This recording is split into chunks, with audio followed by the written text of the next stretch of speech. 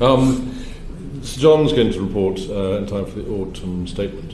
When he does, will he also be laying out the production timetable for Type 26? Or if not, when will that come? That is obviously the building of the 8 frigates is obviously part of what he is looking at in the national shipbuilding strategy, but the actual decision in terms of the main gate will be obviously a separate part of the overall process. So they are independent, but obviously they are very interrelated. So when will we know the production schedule for Type 26?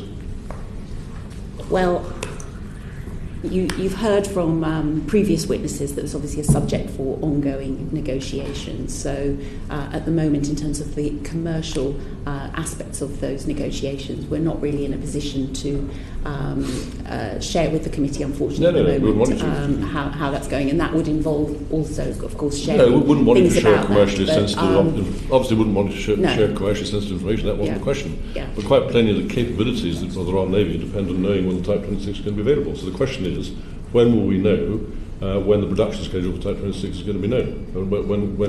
If we're talking about the Type 45s and Type 23s, we need to know when the Type 26 is going to be built in order to think about that. And they're just saying it's commercially sensitive doesn't answer the question. We want to know when will the production schedule for Type 26 be available?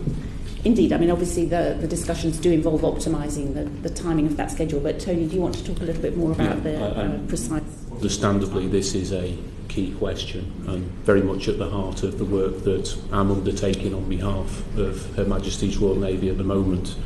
And whilst I understand your point, you can't hide behind the veil of a commercial negotiation, but nonetheless the schedule component of this now is absolutely at the heart of closing out an appropriate deal that maps the requirements of Her Majesty's Royal Navy, maps into the requirements of Type 23, optimises value for money and delivers a build schedule that drives performance with BAE Systems, and we're right in the middle of that at the moment. I hope you don't mind me interrupting. It's okay. But that's a piece straight out of sort of management consultants' logbook, using all the sort of language to try.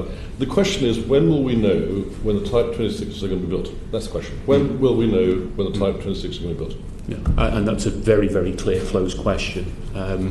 In terms of the avoidance of management speak, as you've described it, sir, definitely. I can't give you a precise date because it is subject to a commercial negotiation. However, I don't believe that we are talking about this being drawn out for any period of long time, because we are now committed to closing out build schedule with BAE Systems.